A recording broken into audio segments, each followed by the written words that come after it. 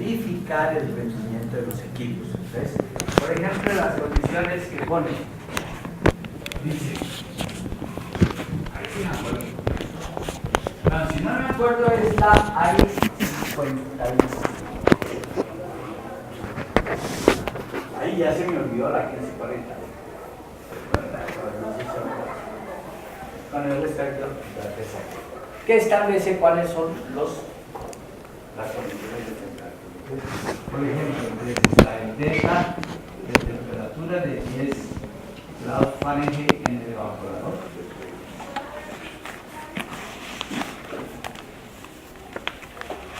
La 1540.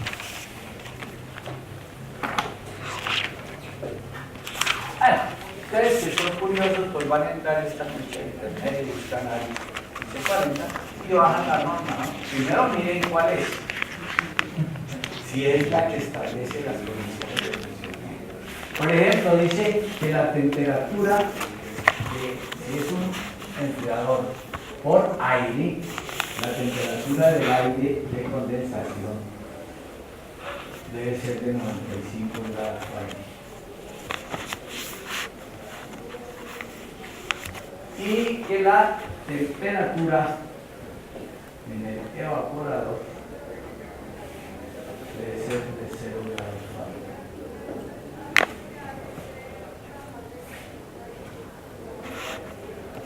Entonces, fíjese, lo que hace el ARI es establecer unos parámetros. Y cuando él prueba los equipos, entonces simula esas condiciones, entonces ahí verifica si lo que dice el fabricante de que mi compresor efectivamente tiene 30 toneladas de refrigeración, entonces eso es lo que certifica la ARI, ¿no?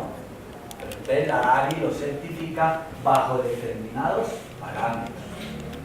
¿Listo? Por eso nosotros partimos de ahí para poder establecer esas condiciones. Listo. Entonces, eso vamos con el evaporador. Recuerden, temperatura de evaporación. Ahora, para establecer dónde está la presión de alta, pues igual tenemos que establecer una temperatura de condensación.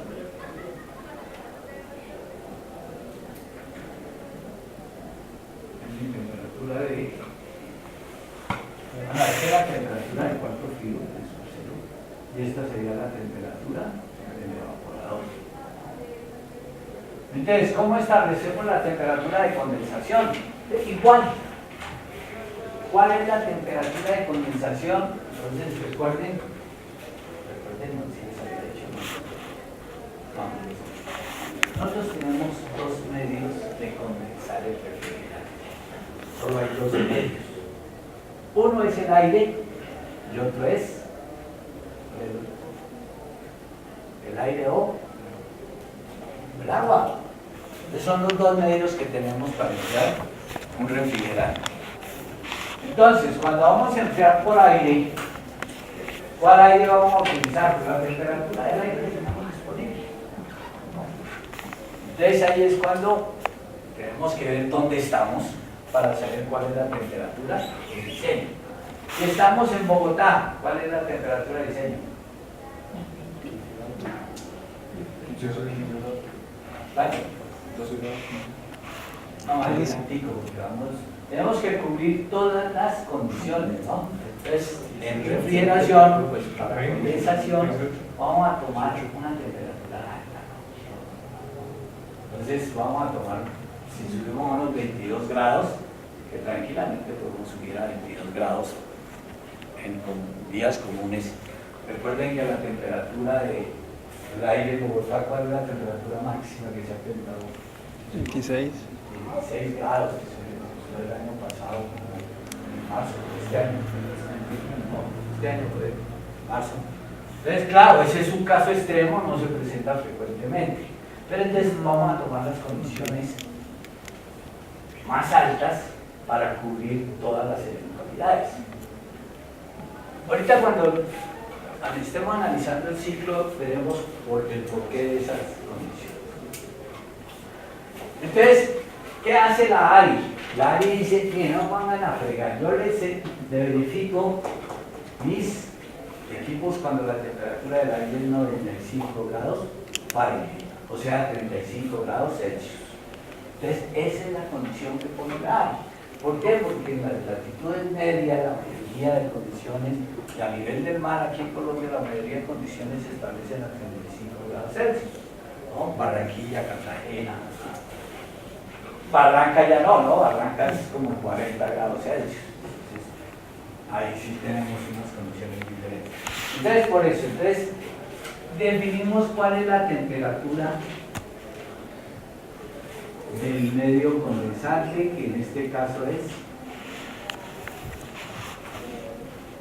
el aire. Y entonces, igual, el refrigerante debe condensar a una temperatura por encima de esa temperatura, ¿no? Para que pueda, recuerden que ya estamos enfriando, estamos cediendo calor, entonces la temperatura del refrigerante debe estar más alta para poder disipar su calor a la atmósfera. ¿Cuánto? Ahí pongamos unos 20 grados Fahrenheit, ¿no? ¿Por qué? ¿Por qué abajo 10 y arriba 20? Es la que rapidez. cuando nosotros estamos aquí en el evaporador, solo estamos pensando en el trabajo del evaporador desde el punto 2 hasta el punto 1. En cambio, en el condensador estamos pensando en enfriar desde el punto 3 hasta el punto 4. Entonces, fíjense que la cantidad de calor que debemos sacar es mayor. Entonces, por eso trabajamos un diferencial de temperatura mayor. Repito, esos parámetros son de referencia. Eso depende del refrigerante, depende de las condiciones ambientales, depende de muchos factores que son lo que hacen que tengamos que hacer nosotros muchas modificaciones en el sistema de refrigeración. Listo, entonces ya establecidas las dos temperaturas, pues ahí sí nos queda fácil establecer cuáles son las presiones, ¿no? ¿Por qué?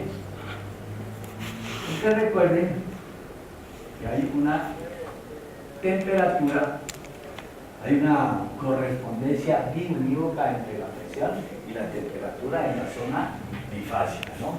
La zona bifásica, ¿cuál es? Es la zona que estamos bajo la campana de Gauss, ¿no? Entonces, ahí, a cada presión, a cada valor de presión corresponde un solo valor de temperatura. Entonces, establecida la temperatura, establecemos la presión. Entonces, ahí ya tenemos el ciclo. Y el desarrollo es lo mismo, ¿no?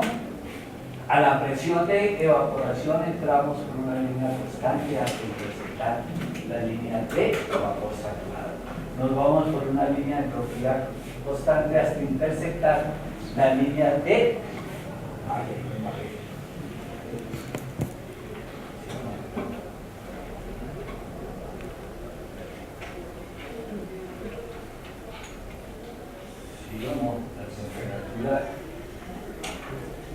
no, sí está bien. Lo que pasa es que tengo que ir hasta el punto 3 de la temperatura de condensación. Sí, correcto.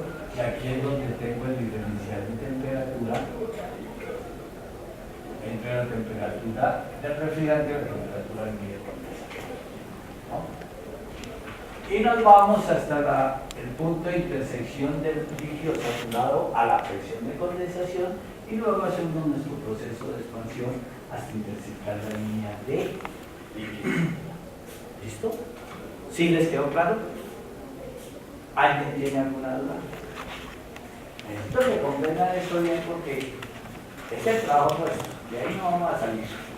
Profe, las dos líneas de abajo, ¿cuál es una? La del refrigerante y la otra, las que van paralelas. Entonces definamos. T sub 0 es la temperatura del diseño. Sí, señor. Esa es la temperatura a la cual debe permanecer su sistema. Exacto.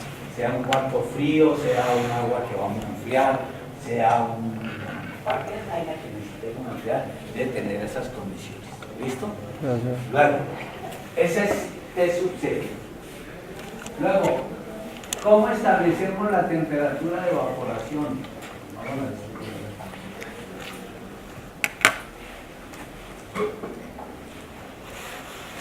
La temperatura de evaporación, ¿no? Esa es la temperatura que lleva el refrigerante en el evaporador. Y es una temperatura más baja que la temperatura que permanece en el cuarto o el sistema, ¿no? Debe ser más baja para que haya transferencia de calor. ¿Listo?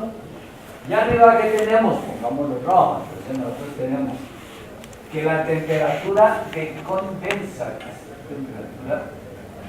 el medio condensante, y esta es la temperatura de condensación.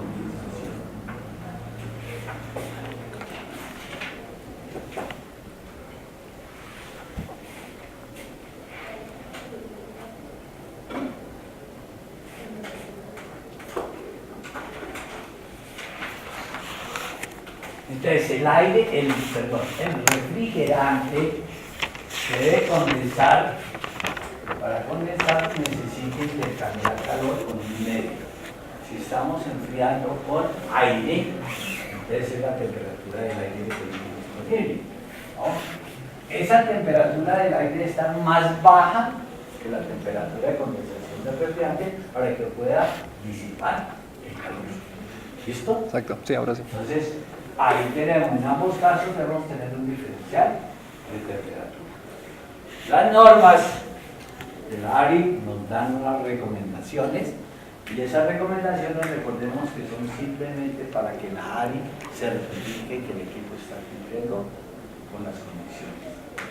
Cuando nosotros seleccionamos un equipo, cuando lo ponemos en marcha, ahí ya podemos hacer los ajustes que nosotros necesitemos.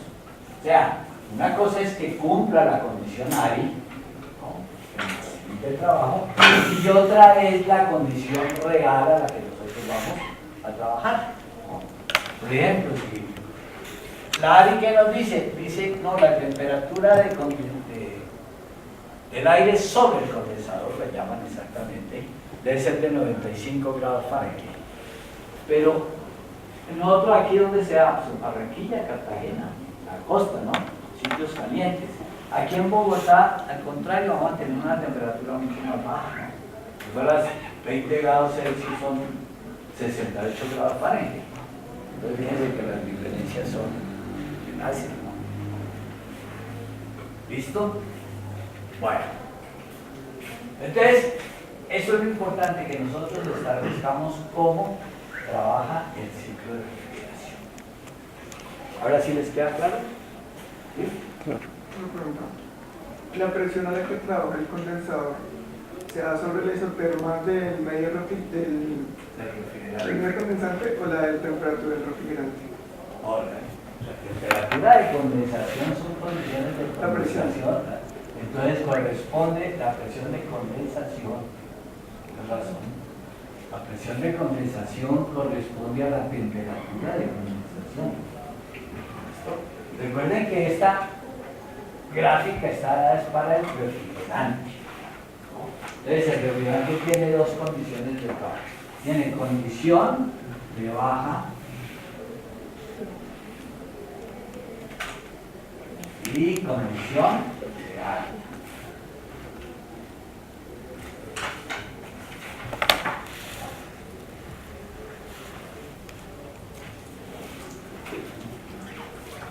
Esos son los dos extremos en que vamos a trabajar. Si estamos en un sistema de ya utilizado que está operando, pues simplemente ponemos el manómetro en la presión de descarga, ¿no?, le sumamos la presión atmosférica y esa es la presión a la que vamos a entrar. ¿Cierto? ¿Sí le queda claro? Bueno.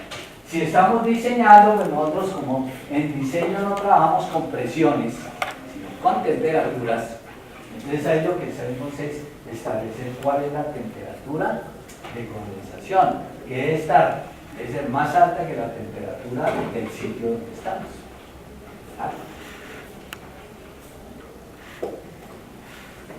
No la cogió. Nosotros vamos a enfriar una sustancia. Si voy a enfriar una sustancia, ¿no?, ¿con qué la enfrío? Poniendo en contacto con un fluido a menor temperatura. Si yo tengo el refrigerante y necesito condensarlo, o sea, necesito quitarle el calor, pues tengo que ponerlo en contacto con algo que esté a una temperatura más baja. ¿Listo? Y como estoy enfriando con el aire, pues el aire es el que me determina la condición, ¿no? ¿Por qué? Porque es el que tengo disponible. Lo que tengo que buscar es que la temperatura del refrigerante esté en unos 20 grados Fahrenheit por encima. ¿Ya? Ahora sí, para que pueda hacer la transferencia de calor. Ojo con esto, porque esta temperatura por encima va a depender mucho del refrigerante, ¿no? Entonces, en algunos casos puede que sean los 20 grados, en otros puede que sea más, otros puede que sea menos. Y lo importante es que nosotros podamos definir dónde estamos, que esta temperatura está definida por la localidad donde estamos nosotros. Y esta se define como base en el refrigerante. ¿Listo? Pero debe haber un diferencial. Y ese diferencial alrededor de 20 grados Fahrenheit, 10 grados Celsius o más. Cuando la ARI certifica los parámetros de funcionamiento, ¿hace una convalidación de la eficiencia que debe tener el equipo mental? Eso es lo que hace la ARI. La ARI, ¿qué hace? Yo como fabricante, le mando mis equipos, bueno, le mando, comillas, ¿no? Mando mis equipos a la ARI y la ARI lo que hace es simular las condiciones. Entonces, simula una temperatura de 95 grados, simula una condición de 10 grados. Y entre esos parámetros, entonces, mide cuál es el efecto refrigerante, ¿no? Y entonces, ese es el que dice, efectivamente me da o no me da en esas condiciones de trabajo. Pero ellos hablan, por ejemplo, si tiene una eficiencia del 70%, por decir un número, ¿es válido o...? No, es que ellos les dicen cumple o no cumple. Pero no le dicen bajo que... Le dice bajo qué parámetros vamos a probar. ¿Cuáles son esos parámetros? Un diferencial de temperatura de 10 Fahrenheit en el evaporador, un diferencial mínimo de 20 grados en el refrigerador, una temperatura de condensación de 95. ¿Cuándo tenemos una temperatura de 95? Sí, ojo, sí, el enfriamiento se hace por agua. Entonces yo tengo que tener en cuenta cuál es la temperatura del agua disponible, ¿no? Entonces, con la temperatura del agua son más bajas. Entonces, por ejemplo, si voy a utilizar el agua de un río, el agua del río Bogotá, por ejemplo, que lo puedo utilizar en todo lo que esté el agua Bogotá, en lo que esté cerca de Bogotá, que quiero ahorrarme el costo de una torre de enfriamiento, pues directamente mando el agua del río. Entonces, tiene cantidad de problemas, ¿cierto? La contaminación, la proporción de las tuberías, todo eso, pero lo puedo hacer. En términos de energía lo puedo hacer. Entonces, simplemente la temperatura va a ser la temperatura del agua del río. Ahora, en la mayoría de los casos, pues no da, ¿no? Entonces, vamos a utilizar un condensador enfriado por agua. Y el agua entonces la traigo de una torre de enfriamiento. Una torre de enfriamiento es eso, un enfriador de agua, ¿no? Finalmente la torre de enfriamiento intercambia calor con el aire. La única ventaja que tengo es que voy a tener agua disponible y la tengo a una temperatura más constante. ¿Qué pasa? Hablemos de Bogotá. Bogotá a las 5 de la mañana en enero, por ejemplo, a las 5 de la mañana yo puedo tener menos 2 grados Celsius.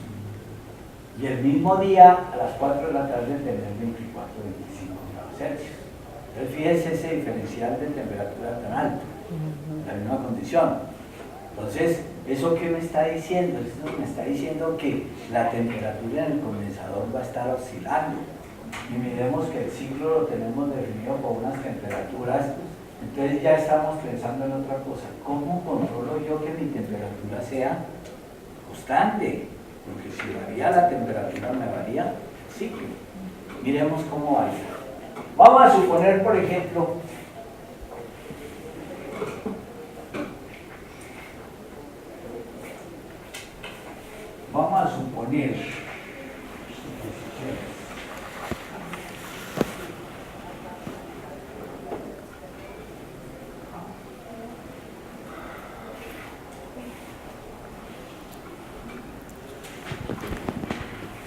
Este es mi ciclo de refrigeración original, ¿cierto?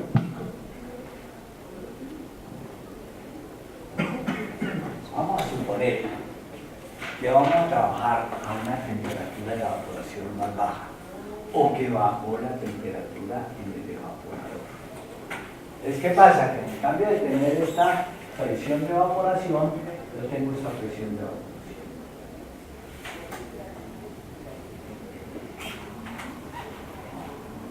Entonces, igual vamos a solucionar el ciclo. Vamos a suponer que había en el condensador no ha pasado nada. Fíjense que está viendo la temperatura. Ya entramos por acá. Vamos por la línea de presión constante hasta intersectar la línea de vapor saturado. Luego nos vamos por una línea de entropía constante hasta intersectar la presión de evaporación. Y luego nos vamos por la línea de presión constante hasta intersectar la línea de vapor saturado y luego si bajamos intersectar la condición de humedad. Nosotros ya habíamos visto cómo evaluábamos las cargas o no. No. ¿No? No. Ya lo dejo aplicar. Ese es ahora, sí. De diferencia de calor, correcto. Entonces, observemos. En la condición 1, el efecto refrigerante neto, que vamos a llamar efecto refrigerante neto, la cantidad de calor que sacamos en el evaporador. En la condición 1, el efecto refrigerante neto es simplemente la diferencia entre la entrada, la salida del evaporador y la entrada del evaporador. En la condición 2, el efecto refrigerante neto va a ser 2' menos 1', ¿no? 2' menos H1, porque H1 permanece constante, ¿cierto? ¿Cuál es mayor?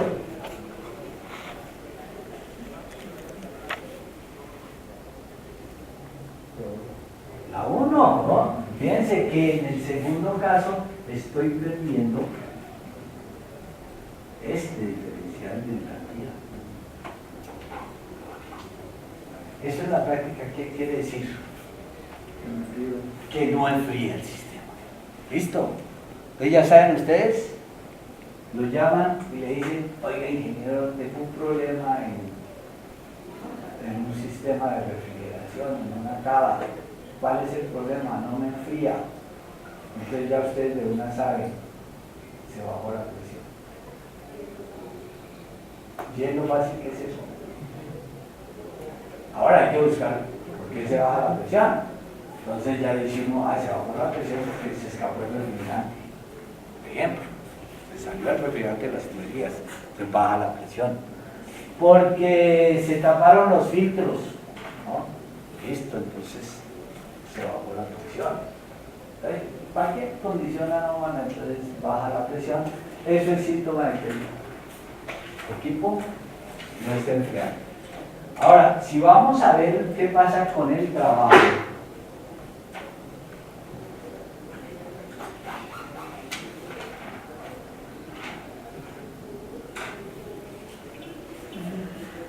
Recuerden que en la condición 1 el trabajo es igual a H3 menos H2. En la condición 2 el trabajo es igual a H3' menos H2'.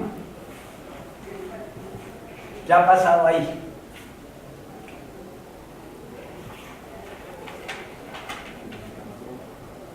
Que se requiere más trabajo para mover el equipo. Entonces, ¿ustedes saben cómo se determina el trabajo de un motor? El amperaje. ¿Cuál es la forma en que nosotros decimos si un motor está trabajando forzado? El amperaje. Por el amperaje, correcto. Entonces, si nosotros ponemos las pinzas amperimétricas al compresor, entonces el amperaje se subió. Ahora, En la práctica, ¿qué hay? En la práctica nosotros tenemos que proteger los motores. Entonces al motor le vamos a poner un guardamotor, ¿no? Y ese guardamotor, entonces es un aparato que nosotros lo ajustamos para que el amperaje no se pase de ahí. Entonces todos los motores, vamos a ver más despacio así que no se preocupen y lo vamos a repetir. Todos los motores tienen un amperaje nominal, ¿no? Ya que dice, en condiciones normales este motor, le dicen a alguien, le muestran el motor, en la placa está, le dicen este motor consume tantos amperios, 12 amperios, listo. Entonces uno en el poner guardamotor, entonces lo que hacemos es limitar el funcionamiento del equipo, de ese motor, a ese amperaje. De manera que si sube el amperaje, entonces simplemente se dispara, ¿no? Se abre el térmico y entonces se apaga el motor. Entonces, en la práctica nosotros lo que vamos a ver es que si bajó la presión, entonces inmediatamente se apaga el equipo. ¿Por qué se apagó? Porque subió la corriente. ¿Ya? Entonces, así estamos protegiendo los equipos. Entonces, fíjense que es una condición adversa. Ahora, puede que no sea una condición adversa. Simplemente que nosotros tenemos unos equipos de refrigeración, ¿no? Que los tenemos para un cuarto frío de refrigeración, de conservación, ¿no? Y ya dijeron, no, necesitamos que ese cuarto funcione de congelamiento. ¿Con el mismo equipo se puede? Sí se puede, ¿no? Lo que vamos a ver es que tendríamos que ver en condición de congelamiento cómo operaría. Entonces, por ejemplo, la temperatura más baja la podemos ajustar, sí la podemos ajustar a través de la válvula de expansión. Entonces yo cojo la válvula de expansión, lo vamos a ver, y la válvula de expansión me sirve para ajustar cuáles son las temperaturas. Ahora, ahí sí me toca hacer una cosa, me toca ver si el motor del equipo, ¿sí?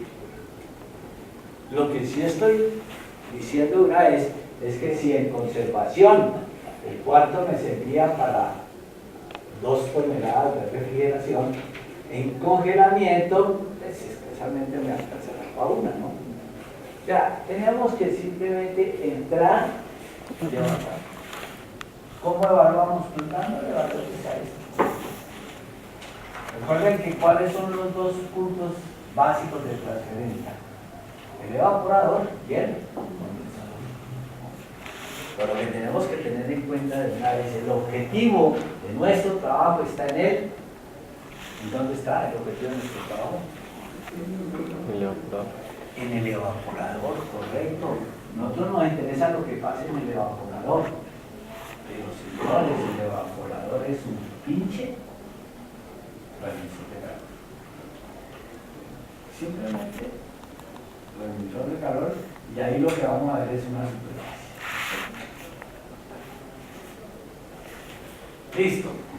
¿Qué pasa si, por ejemplo, sube la presión de condensación?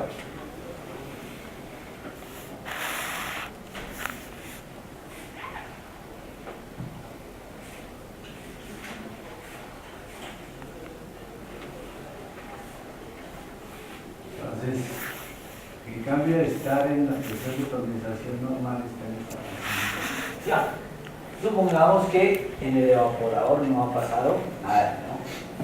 Sigue siendo en esa condición inicial del evaporador.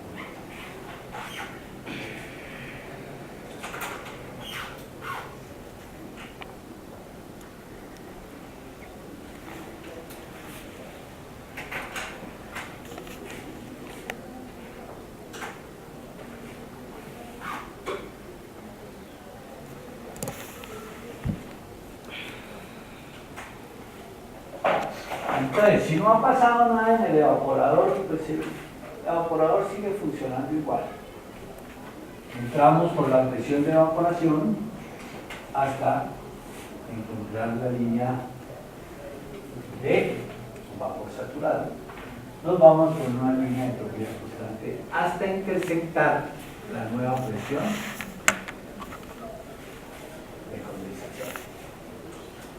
Y luego de ahí iniciamos nuestro proceso de enfriamiento hasta alcanzar la línea de vapor de líquido saturado. Y desde ese punto iniciamos nuestro proceso de expansión, entalpía,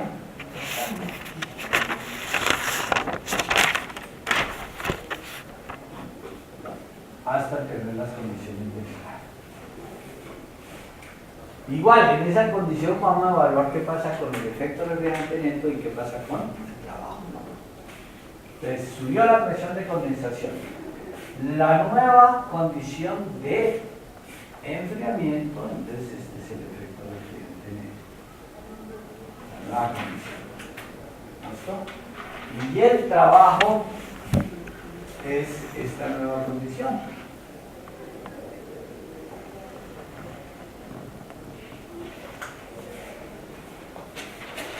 Rápidamente, pues ya lo vimos, ¿no? El efecto refrigerante neto ahora es H2 menos H1, una condición, y el trabajo es H3 menos H2. ¿Ya ha pasado con el efecto refrigerante neto? ¿Qué pasó? Disminuyó, mire todo lo que disminuyó este caso. ¿Y qué pasó con el trabajo? Pues con el trabajo simplemente aumentó todo este pedazo.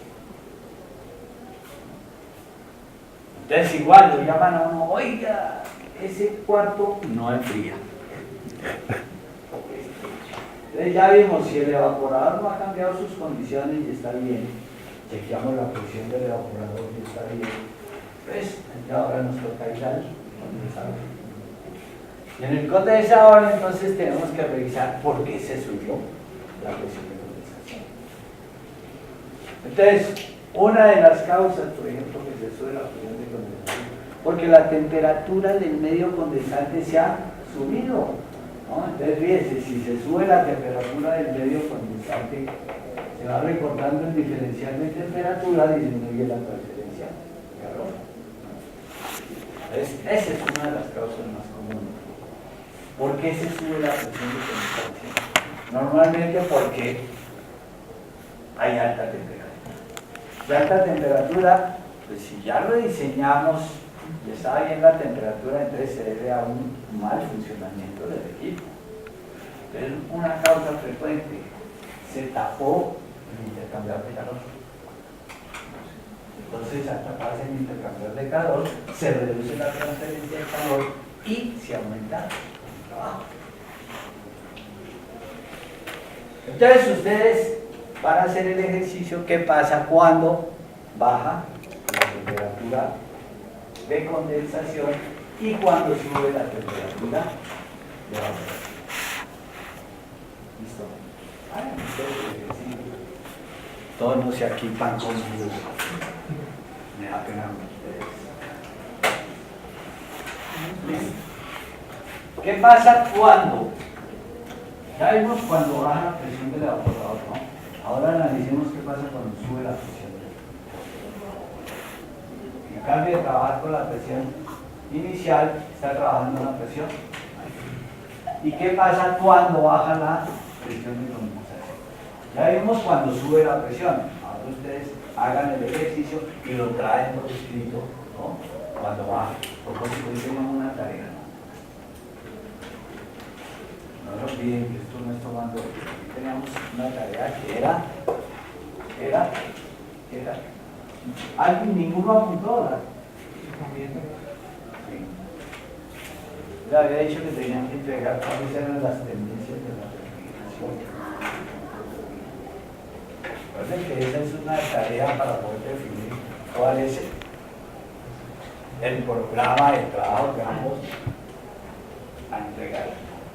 Entonces, ya saben que tienen 0 en el primer. Aquí en la tarea, no sé qué hay que alguien me va a traer, ¿no? Y la primera clase no estaba el salón solo. Eso sí me acuerdo. Es más, por la lista.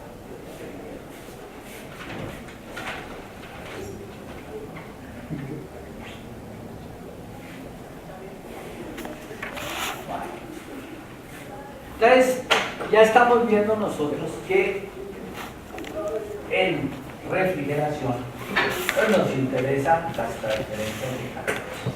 Transferencias de calor en el evaporador, transferencias de calor en el condensador. Entonces, ¿qué hemos encontrado nosotros?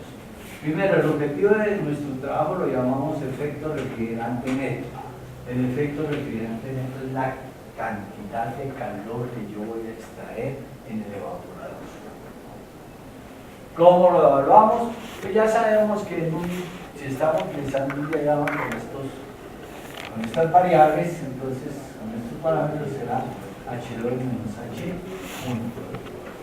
El otro parámetro que nos interesa obviamente es cuál es el trabajo. El trabajo será la diferencia de partidas entre 3 y H2. Necesito determinar cuál es la cantidad de calor que yo tengo que disipar en el condensador. Entonces el calor que debo disipar en el condensador, que sería el calor entre 4 y 3, es igual a H4 menos H3. Y sabemos que el otro proceso que tenemos es un proceso, es el proceso de expansión en el cual la entalpía permanece estable. Entonces el ciclo de refrigeración está dado por esas 4 variables. Dos procesos isotérmicos, vamos a considerar isotérmicos porque lo hacemos o no, hagámoslo mejor isobárico. Dos procesos isobáricos en el evaporador y en el condensador. ¿Listo? Un proceso isoentrópico en el compresor y un proceso isoentálpico en el proceso de expansión. Son los 4 procesos básicos en todo ciclo de refrigeración. ¿Listo? Bueno, ustedes como son ingenieros, ustedes son los que se complican la vida. ¿Por qué? Porque les dan por medir todo. Entonces, fuera de medir empiezan a preguntar, ¿sirve o no sirve? Entonces, lo primero que hace uno es, oiga, ¿y ese sistema así como está definido para ese refrigerante trabajando en esas variables? Con lo que digo que todo es válido. Ese refrigerante trabajando entre esas variables, ¿sirve o no sirve? O sea, vamos a preguntarnos, ¿es eficiente el sistema o no es eficiente? Entonces ahí es donde en plantas, cuando uno habla de generación de energía, habla del rendimiento, ¿no? Entonces dice uno, ¿esa planta sirve o no sirve? Entonces, ¿qué decían? ¿Sirven las plantas térmicas o no sirven?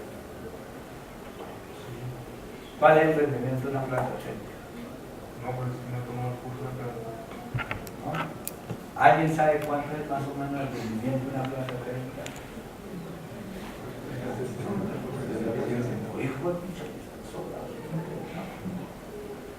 Una planta de generación térmica, una térmica así, termosipa creo que está en el 37%. ¿No? Y precisamente ese rendimiento es muy bajo. Entonces, ¿qué es lo que se está haciendo ahora en las plantas? Pues buscando trabajar en diferentes parámetros con los mejores materiales, con todo, para poder optimizar el rendimiento. En refrigeración vamos a hacer lo mismo. Vamos a medir la eficiencia y vamos a ver cómo aumentamos la eficiencia.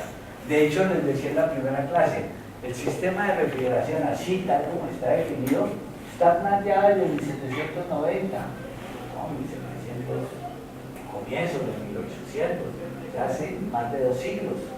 Y no ha variado, esto sigue siendo igual. ¿no? ¿Qué es lo que ha variado? Entonces ha variado que hemos encontrado nuevos refrigerantes, ha variado que hemos encontrado mejores materiales de construcción, mayores rendimientos, optimizar la construcción de los evaporadores, de los condensadores, pero ahí sí, como dicen, esos son pañitos de agua que estamos poniendo para optimizar. ¿Listo? El rendimiento en general en sistemas de refrigeración lo vamos a llamar coeficientes de rendimiento, COP, por las siglas en inglés, ¿no? Coefficient of Performance.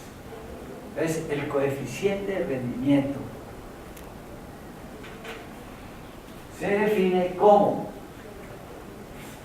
ya lo sabemos, ¿qué es lo que obtenemos el beneficio sobre el gasto? Eso es un rendimiento, ¿no? ¿Cuánto tengo y cuánto gasto? Esa relación nos da siempre una relación de... En un sistema de refrigeración, ¿cuál es el beneficio? ¿Qué? Correcto, el efecto refrigerante neto, que eso es lo que estamos obteniendo, eso es lo que estamos buscando. ¿Y cuál es el gasto? Vatios. Sí, no hay nada que hacer. Entonces, ese es el COP. Fíjense, aquí lo podemos medir. Entonces, el COP del sistema será el efecto refrigerante neto H2 menos H1 sobre el trabajo es H3 menos H4.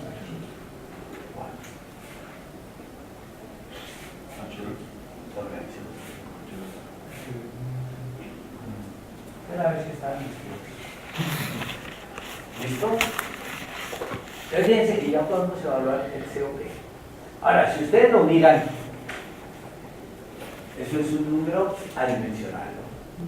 Estamos en términos de energía sobre energía, es esa dimensional. En términos de magnitudes, ¿ustedes qué opinan? ¿Debe ser mayor que 0, menor que 0? Mayor. Para que el rendimiento sea bueno.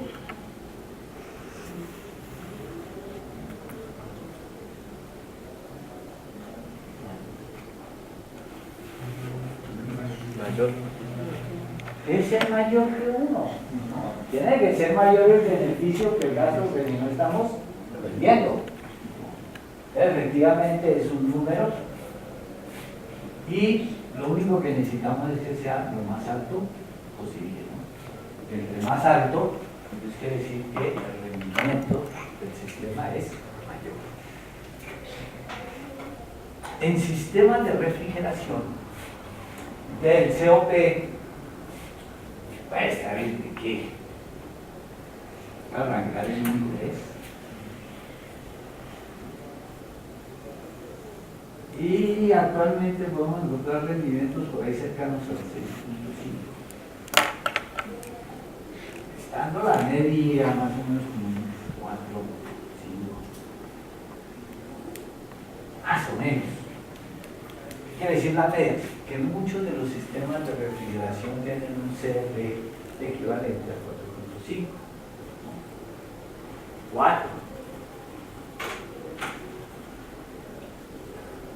La refrigeración varía mucho porque depende de las condiciones, pero lo único que necesitamos es que siempre debe ser mayor que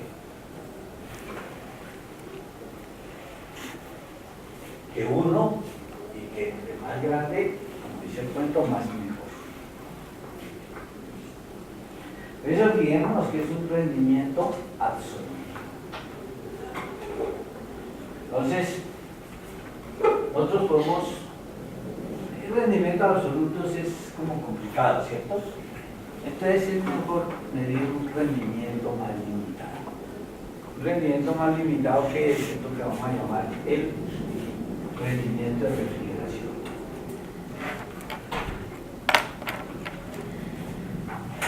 Y el rendimiento de refrigeración lo vamos a definir como el COP que este sistema que estamos analizando contra lo que sería el COP de un sistema reversible. Entonces eso ya es un rendimiento más actualizado, ¿no? ¿Qué es un sistema reversible? Que no tiene pérdidas, ¿no? Sabemos que es un sistema ideal, porque en la práctica todos los sistemas tienen pérdidas. Pero bueno, si es el ideal, pues sería lo máximo que podemos obtener. ¿Ustedes se acuerdan quién definió los procesos reversibles? Carnot, efectivamente, porque es un gran amigo nuestro. Y Carnot, ¿qué dijo respecto a los sistemas reversibles en estos procesos? Correcto, que dependen es de la temperatura. Entonces, eso es lo que vamos a hacer. Entonces, si nosotros tenemos, por ejemplo, bueno, en presión entalpía no nos sirve, pero supongamos que tenemos un diagrama de temperatura entropía. Ese sí nos sirve, la gráfica de temperatura entropía no nos sirve. ¿Listo? Y aquí podemos representarlo igual, ¿no?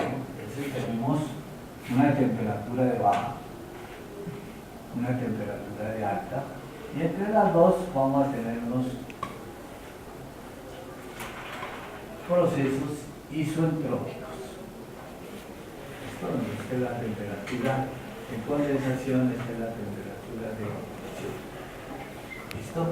Esta es la entropía en el punto 1 y esta es la entropía en el punto 2. Si yo voy a hacer la evaluación del COP de un sistema reversible, pues debe ser lo mismo, ¿no? Beneficio por desgaste. Entonces, el COP de este sistema reversible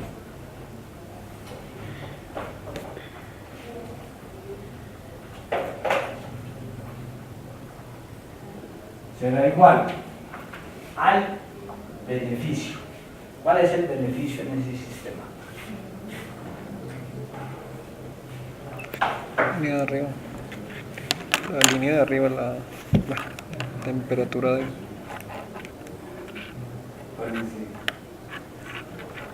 El trabajo sobre el condensador. Les digo que ahí es cuando uno empieza a ver los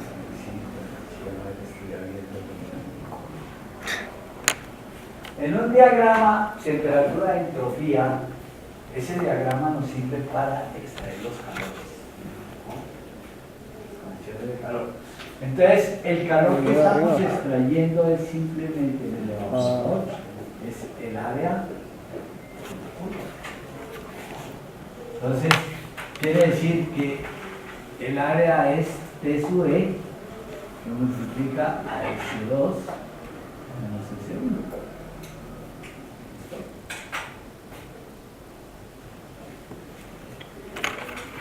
¿Y cuál es el trabajo? Recuerden que el trabajo también es equivalente al calor, ¿no? Porque es una forma de transferencia de calor. El trabajo efectivo, pues, es el neto que estamos entre todo esto con esto. Entonces sería, el neto sería temperatura de condensación S2 menos S1 menos la temperatura de evaporación S2 menos S1. Entonces estos factores de abajo que son los mismos, ¿cierto? Y nos queda que el COP de un sistema reversible es igual a T sub E sobre T sub C menos T sub E. Entonces estamos confirmando lo que dijo Monsieur Carnot. ¿Listo? Que es función de las temperaturas. Entonces, si lo traemos aquí, nos queda que el rendimiento de refrigeración va a ser el COP del sistema sobre el COP del sistema reversible, que sería T sub C menos T sub E sobre T sub E. ¿Listo? Ya ahí sí estamos obteniendo un sistema, un rendimiento más real.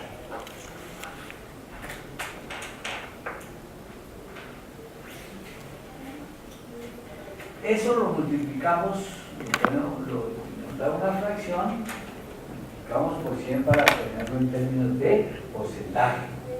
Entonces nos van a dar unos porcentajes que pueden estar alrededor de mayores al 75%.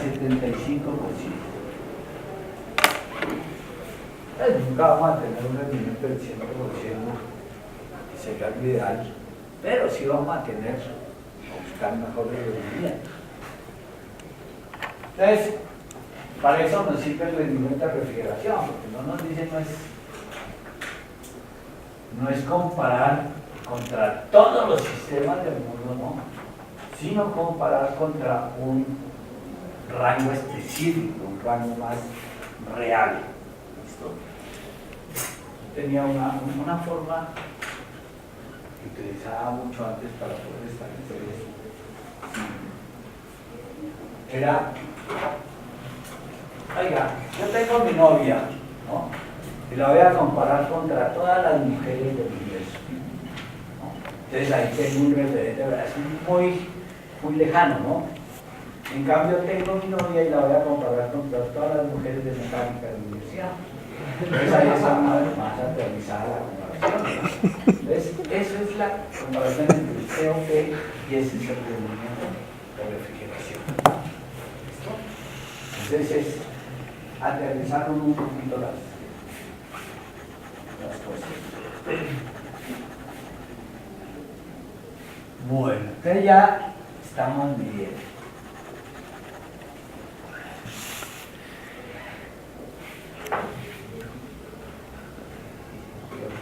Hay una forma de medir, lo que más nos interesa actualmente es medir cuánto trabajo puedo tener, cuánto trabajo, sí, por ejemplo, en caballos, en kilovatios tengo que gastar para obtener una tonelada de refrigeración. Entonces decía, es como decir HP por tonelada de refrigeración, siendo HP el trabajo y tonelada de refrigeración, recuerden ustedes que es la unidad de medida inglesa de los sistemas.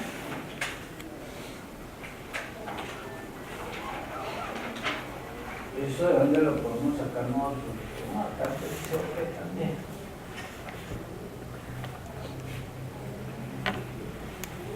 COP es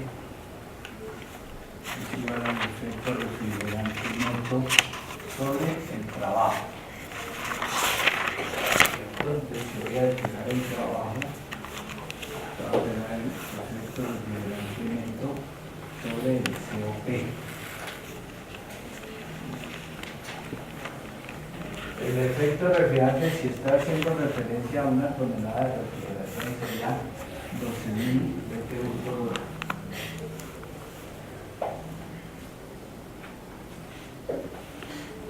Y esto tengo que dividirlo para poder tener el trabajo en términos de caballos. Entonces, si yo tengo BTU y voy a convertir a caballos, tenía que dividir por el equivalente de tanto de calor, que sería 2.545 BTU por caballo. ¿Sí? Se nos van los ¿sí?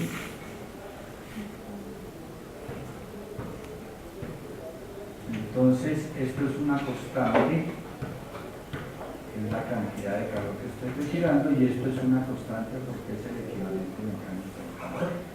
Nos queda que el trabajo en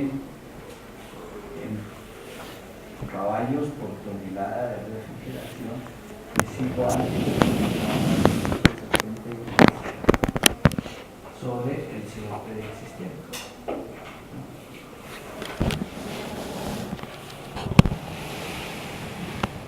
¿Listo?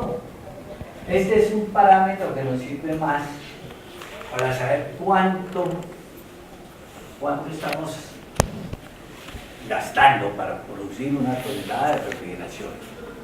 ¿Por qué una tonelada de refrigeración? Porque es la unidad de trabajo que tenemos en los sistemas, ¿no? Entonces, nosotros ya no vamos a hablar de un cuarto frío en términos nebulosos, sino un cuarto frío de 1 tonelada, de 2 toneladas, 3 toneladas, 4 toneladas, un sistema de enfriamiento de 100 toneladas, 200 toneladas. Recuerden que estamos hablando de toneladas de refrigeración, o sea, capacidad de absorción de calor. Entonces este parámetro es muy importante. Fíjense que si ustedes lo ven aquí, quiere decir que si yo tengo un sistema, ese es un punto de referencia interesante, si tengo un sistema que tiene un COP de 4.73, me queda 4.73 sobre 4.73, entonces es igual a un HP por tonelada. O sea que si mi equipo, ¿no?, tiene un COP de 4.73, ese equipo estaría consumiendo un caballo para obtener 1 tonelada de refrigeración. Si nosotros vamos aquí a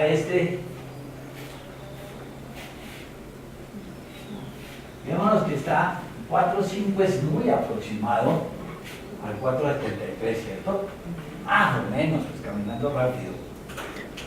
Entonces, por eso es que si ustedes van, por ejemplo, a la calle 19 o a las zonas donde venden equipos de refrigeración, entonces, allá usted no, cuando va a comprar un compresor o alguna cosa, no le dicen el compresor de qué capacidad de enfriamiento es, ¿no?, sino le dicen un compresor de tantos caballos. Entonces, pero como ustedes ya saben, dicen, ah, claro, es que los manes esos de por allá de la 19, entonces identifican un caballo por 1 tonelada de refrigeración. Ustedes, como si son ingenieros, ¿cierto?, pues saben que a nosotros nos interesa es el efecto refrigerante neto, la capacidad de enfriamiento en BTUs o en toneladas de refrigeración.